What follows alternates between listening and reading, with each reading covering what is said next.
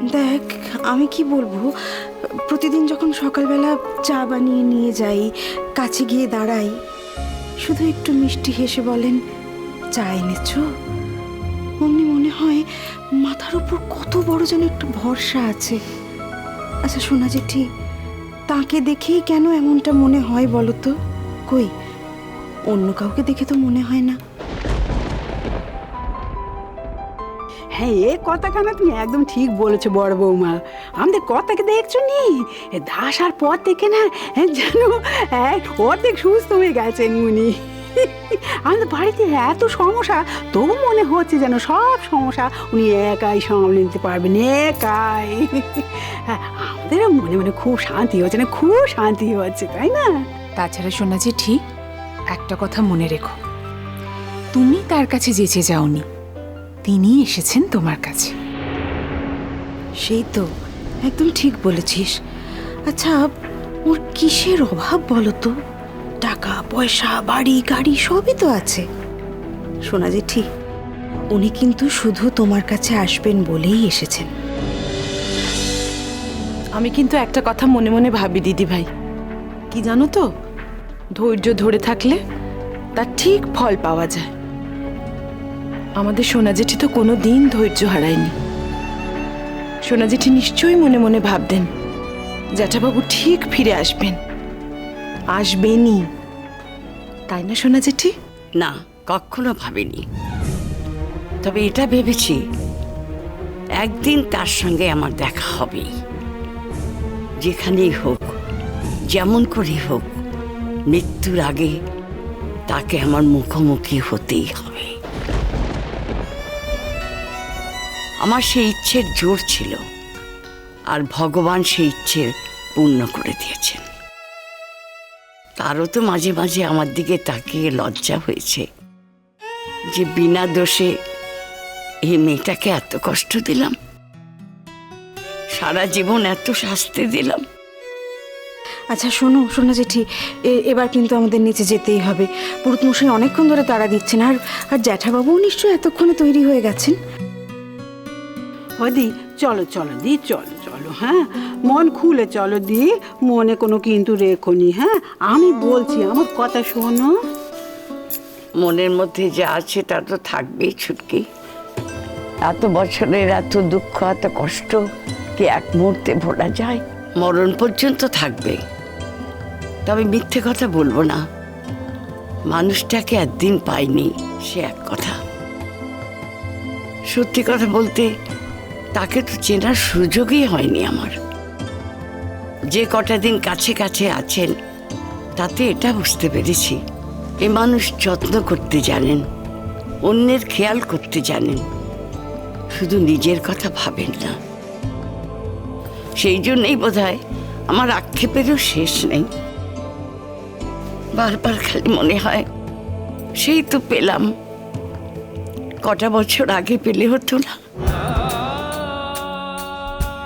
দুঃখ করো নিদি, আরো আগে দেখা হলে তখনকার দাভাই আর এখনকার দাভাইয়ের মধ্যে যে ফারাক থাকতো সে কথা তো তুমি জানো নি। হয়তো তোরা যা বলছিস তাই ঠিক। এই বলে মনটাকে আজ প্রবোধ দেব, জীবনের শেষ কটা দিন, অন্তত একটা দিন আমি আমার স্বামীর সেবা করার সুযোগ পাব। একটা দিন নয় সোনা জেঠি, অনেক দিন, অনেক দিন থাকতে হবে তোমাদের। সেই তো, এই সংসারে কত ভাঙাচোরা আছে বলো তো সোনা জেঠি, সেগুলো না সারিয়ে কোথাও যাওয়ার ছুটি মিলবে না তোমাদের। দেখো না, আমার মেয়ে বিয়েটাও কেমন ভেঙে গেল, আবার আরেকটা বিয়ে কথা হচ্ছে, তারপর ভালো থাকবে কিনা। আমাদের মাথায় তো অত বুদ্ধি নেই কো, তাই আমরা সব কিছু দাঁড় উপর ছেড়ে দিয়েছি। হ্যাঁ, উনি তো সব বোঝেন, কোনটা ভালো কোনটা মন্দ উনি সব ঠিক করে দেবেন। কত বড় মানুষ বলো দেখিনি উনি। শুধু শুধু চোখের জল ফিরিস না রে ছুটকি। তো দাদা ভাই অমর্ত্যর সঙ্গে কথা বলেছে, বিয়ে ভাঙা বললেই কি ভাঙা যায়? এ কি পুতুল খেলা? ইচ্ছে না করলে খেললুম না। আমার কাছ থেকে শুনে রাখ, এ বিয়ে অত সহজে ভাঙবে না। আরেকটা কথা বলি, তোরা বাড়ির জন্য তাড়াহুড়ো করিস না। অমর তো নেই বলে আরেকজনকে ঠাঁই দিতে হবে, তার তো কোনো মানে নেই। আসলে ঠাকুরজি বলেই আমাদের এত চিন্তা। সোনা যেটি বোঝোই তো সব। অন্য কোনো মেয়ে হলে কি আর। বিয়েটাই তো একমাত্র পথ নয় বড় বৌমা। যাকে সেসব কথা, এবার থেকে এই বিষয়ে তোমার জ্যাঠাবাবুই কথা বলবেন। এই চলো, এবার কিন্তু দেরি হয়ে যাচ্ছে। চল। ও সোনা জেঠি, তোমায় খুব সুন্দর লাগছে। এসো এসো এসো এসো।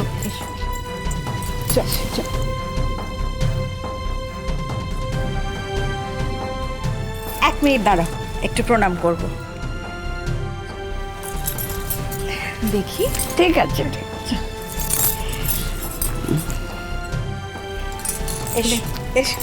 আছে। আমি একটু প্রণাম না, করি। ঠিক আছে। চল চল চল।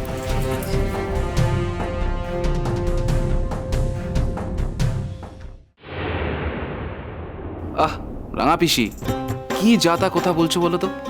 দেখো, আমরা এখন সোনা দাদুকে সাজাতে এসেছি। আমরা এখন আর অন্য কোনো বাড়তি কথা বলে সময় নষ্ট করবো না, ব্যাস। ঠিক আছে? শোনো, পারিমা আমার ঠিক কথাই বলেছে দাদু ভাই। পারিমা তো শুধু আমার মেয়ে নয়, সে আমার মা। ওর সম্পূর্ণ অধিকার আছে আমাকে তিরস্কার করার। সন্তানের ভালো মন্দ মা ছাড়া কে বলবে? একটা কথা বলছি তোমায় পারিমা, এখন তো তোমার জ্যাঠাবাবু চলে এসেছেন।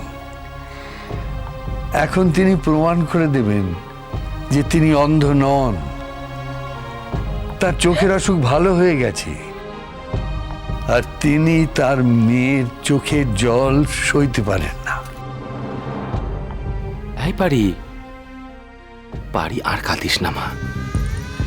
পারি পারি, প্লিজ পারি পারি, আমি বলছি পারি, তোমার জীবনে দুঃখ কষ্ট সমস্ত কিছু শেষ হয়ে গেছে। এবার তোমার জীবনে শুধুমাত্র সুখ, শান্তি আর শুধুই আনন্দ। মিমি তোমার নাম বললে, তাই না? হ্যাঁ সোনা দাদু। বলছি, তোমরা তো অমর্ত্যর সঙ্গে এক বাড়িতেই থাকো, তাই তো?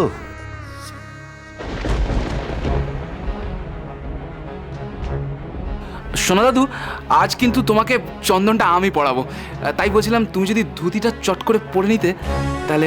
হ্যাঁ দাদু ভাই, নাতির হাতে সাজবো, এর থেকে সুখের, এর থেকে আনন্দের আর কি হতে পারে?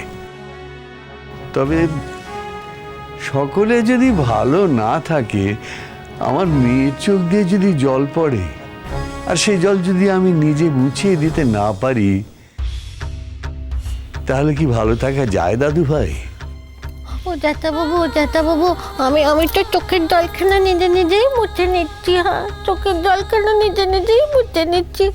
একদিন পরে তোমার আর সোনামার জীবনে এমন একটা ভালো দিন এসেছে, আর আমি সেটাকে নষ্ট করে দেবো? ছি ছি ছি, না না না, আমি চলে যাচ্ছি। আমি আর থাকবোই নি হেতা, আমি চলে যাচ্ছি। রাঙা পিসি, আমি এটা থাকবো নি বাবু, আমি এটা থাকবো নি। গদাই, দাদা, অমর্ত্যর ফোন নাম্বারটা আমার নেওয়া হয়নি। তুমি আমাকে অমর্ত্যর ফোন নাম্বারটা দেবে?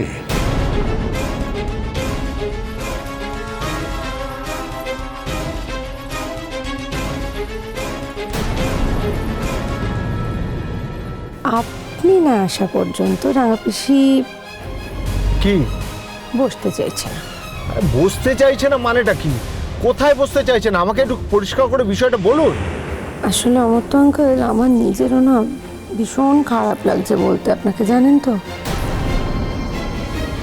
আজ তো রাঙাপিসির বিয়ে অমর্ত্য আঙ্কেল।